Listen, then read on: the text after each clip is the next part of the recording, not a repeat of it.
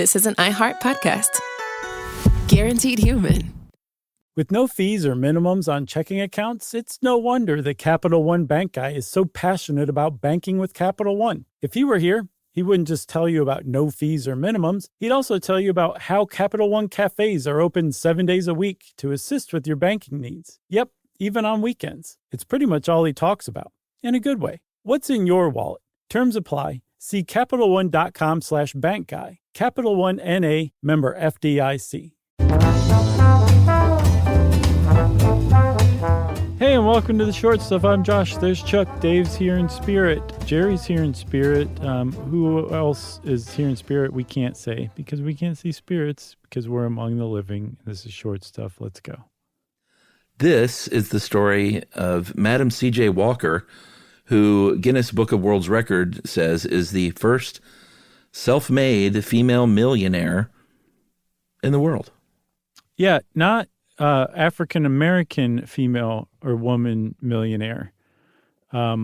Straight up first woman in America to be a millionaire. It's through her own work and hard labor. That's right. She has a very cool... That's the more succinct way of putting it. She has a very cool story. She was a daughter of sharecroppers and ended up building this huge brand which employed and empowered many hundreds of women. Octavia Spencer, I think, played her in Self-Made. It was a miniseries on Netflix recently. Mm-hmm. And she was born Sarah Breedlove on a cotton plantation in 1867, one of 5 kids. It's a great name, too. I love that name. Breedlove? Sarah Breedlove in particular. Yeah. Has a nice ring, doesn't it? Mm-hmm. If you're wondering why she's C.J. Walker, we'll get to that. But yeah, just wait. In Louisiana, she was, she struggled in life. She was an orphan by the age of 7, mm-hmm. and then went to live with her older sister, Luvinia, another very nice name. And they settled in Mississippi, in Vicksburg, Mississippi, where she did domestic work and worked in the cotton fields. Yeah, and I mean, like, she was born so close to slavery that she was the first child in her family who was born free. Like, that's how... Right. That's how recent slavery was a thing. So her lot in life wasn't particularly much better because it was just so close to the slave era. And when she was 14, as a matter of fact, she got married to a man named Moses McWilliams, at least in part to escape her home life, basically. Yeah, her brother-in-law apparently was not a very nice guy and mistreated her. So she got out of there with Moses and had a daughter named, I guess, Lelia, very pretty name, mm-hmm. Lelia. I think she later changed her name to put an A on the front of it and was Alelia. And her husband sadly died in 1887, so she moved to St. Louis, where her brothers lived. They were barbers there, and started earning money doing laundry, making about $1.50 a day. So you're like, okay, where are we going to get to the fact that she's a self-made person? Like, she's, starting to get up there in years. She's like in her 20s now. She's making $1.50 a day, which is enough to put her kid through school. Mm-hmm. But I looked, and as far as the West Egg inflation calculator says, that's still only $43 a day in today's money. And I feel like we're missing something, Chuck. I think that that's not a full picture of what money was worth. I think things were just cheaper. I think life was just less expensive at other times in American and probably world history than it is today. I think you're right. You want to take a break, regroup, and then talk about the real beginning of Madam C.J. Walker? Sure. Okay.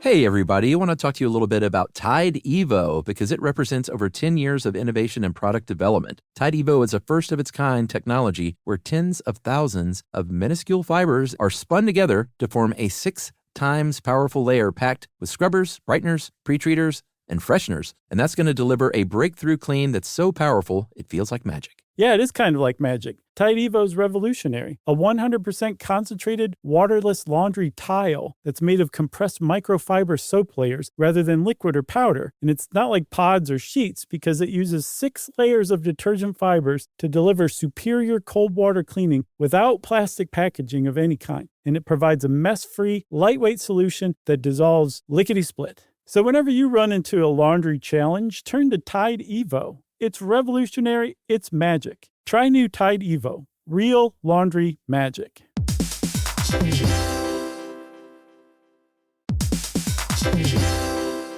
We've all had the experience of calling a business and just wanting to talk to a real person. Not an automated voice pretending to be human, an actual person who can listen and understand and offer help. That's exactly what you can do with Ruby. Ruby is the virtual receptionist company that takes care of your callers when you're unavailable in the middle of something or simply don't want to pick up. That's right. They can answer, screen, transfer calls. They can take messages, collect payments, book appointments, and more, all while making the people you serve feel special. And best of all, it can help you be more productive. For example, 9 out of 10 lawyers who use Ruby log more billable hours per day than the national average. And other professionals like plumbers and technicians win more customers while being able to stay focused on the job. But whatever kind of small business you run, Ruby is built to save you time, earn you more customers or clients, and make meaningful connections with the people you serve. It's available 24/7, 365 days a year, and 100% based in the U.S. See why more than 15,000 small businesses use Ruby. Visit ruby.com or better yet, call them at 844-900-RUBY.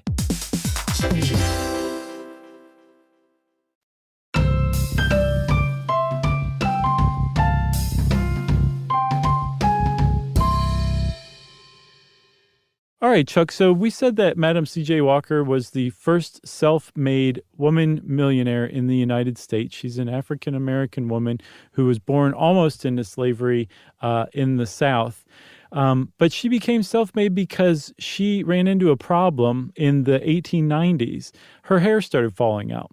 And I could not find what the cause of her hair loss was.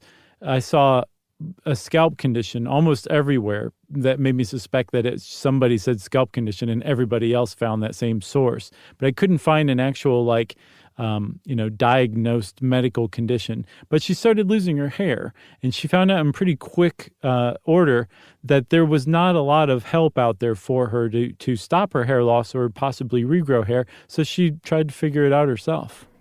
Yeah, I mean, I think the reason her hair was falling out was because there were not products designed specifically for women's hair or hair of anyone from African descent. So it was a market catered to Caucasian styled hair. And so their hair would suffer as a result. So there were a few products out there. She went to one line, Poro Hair, Poro, which was created by Annie Turnbow Malone, another Black entrepreneur. And it helped some. And she even sold this stuff for about a year and a half. But the whole time she was like, I need to come up with my own formula here to help myself and to help others. Yeah. So about a decade or so later, she got married a second time to a man named Charles Joseph Walker, hence the C.J. Walker. And he was in sales. He was a kind of a marketing whiz. And the two of them together became what you would probably refer to as an early power couple, basically. They really complemented and rounded out one another's strengths. And they formed basically this hair care empire, the very beginning of this hair care empire. And Sarah adopted the name Madam C.J. Walker, and that's where the whole thing began. Yeah, and it was called Madam C.J. Walker's Wonderful Hair Grower. Awesome. Right? I mean, talk about marketing whiz. Let's just call it what it is and what it does right out of the gate. It makes me want to throw my money at her. Say, take my money. So she founded this company in 1906, and there was no national distribution chain. So they hit the road. They traveled all around the South for about a year and a half. As Mark Cuban would say, just hustling, selling door to door, doing it the hard way, doing demos and in front of people so they knew what it did. A lot of times they would go to churches to do this. And she had these before and after photos. Again, great marketing. And these women started buying it up. It was 50 cents a tin. and they said, we love this stuff. We love that there's a product for us. And she used to say there would be no hair growing industry if I hadn't invented it. Right. The thing is, though, is like she wasn't a huckster. She actually had a recipe that was lost in its exactness to time. But this stuff actually did apparently regrow hair, or at least halt hair loss. So I'm not sure where they found it, but somebody documented that the ingredients included coconut oil, beeswax, petrolatum, which I guess is like petroleum jelly today, copper sulfate, and precipitated sulfur, and it had a nice violet scent, which I like. I don't think it's used quite as often as it should be. But the key ingredient, the active ingredient in this thing was sulfur. That was probably what was working and causing women to say, this stuff actually works. I want some more. Yeah, and she had a whole system. She had a vegetable-based shampoo. She had something called glossine, which smoothed out hair that was pressed with a hot comb. And so she had a little, a hair care beauty line basically going in the early 1900s to the tune of about $150,000 a year in today dollars by 1908, which is some pretty good money. Yeah, and we should say there's one thing that I think this How Stuff Works article just kind of walks right past, and that is that when you used her walker system, you were an African American or black woman who was making your hair akin to a white woman's hairdo. And there was a period in time in black history, especially in like the 1960s and 70s, where Madam Walker was not particularly thought of that highly because she had made an empire built on emulating Caucasian beauty.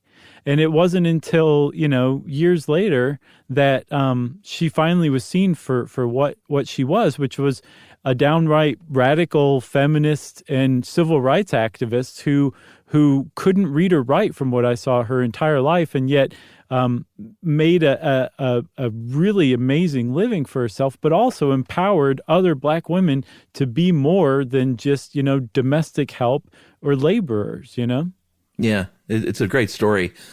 She divorced Walker in 1912, moved to Indianapolis, and then in the position she was in with that kind of money and that kind of sort of growing fame, started kind of buddying up with some of the more well-heeled activists in the country, like Mary McLeod Bethune and Booker T. Washington.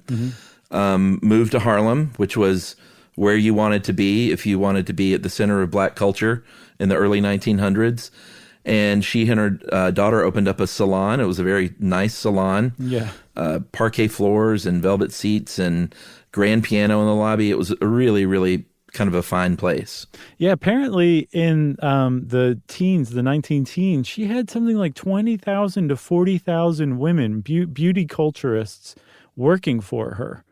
Tens of thousands of women. That's amazing. And she held a convention, the first convention of her beauty culturists, her agents running around selling her stuff, in Philadelphia, I believe. And one of the things that she was noted for was when she gave speeches, it was a lot more, or about a lot more than just, pumping them up to go sell her product. It was about them demanding better treatment, to be treated like human beings, to demand a better, more socially just world. Like, her speeches were peppered with that kind of empowerment, telling women, black women no less, in the early 20th century that they should expect to be treated better than they were by men of all races and by the white race in particular, which is, again, it's just radical. There's no other way to put it at the time.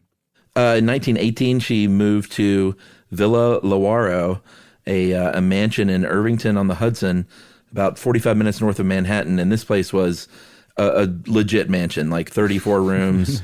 It was huge and an amazing place. It was designed by an African-American architect named Vertner Woodson Tandy. Great name. What's sad is, she was able to enjoy her wealth for a while, but she died the next year after she moved into this incredible 20,000 square foot mansion with her daughter. But she left a really great legacy. Apparently, she left 2/3 of her estate to historically black universities, to the NAACP. Like she really put her money where her mouth was. She was a really benevolent benefactor to a lot of great civil rights causes, and basically laid the foundation for black women entrepreneurs, still to this day, as a matter of fact. Great story. Wonderful story. So hats off to Madam C.J. Walker, a.k.a. Sarah Breedlove, a.k.a. a genuinely admirable person. And that means, everybody, that Short Stuff is out. Stuff You Should Know is a production of iHeartRadio. For more podcasts from iHeartRadio, visit the iHeartRadio app, Apple Podcasts, or wherever you listen to your favorite shows.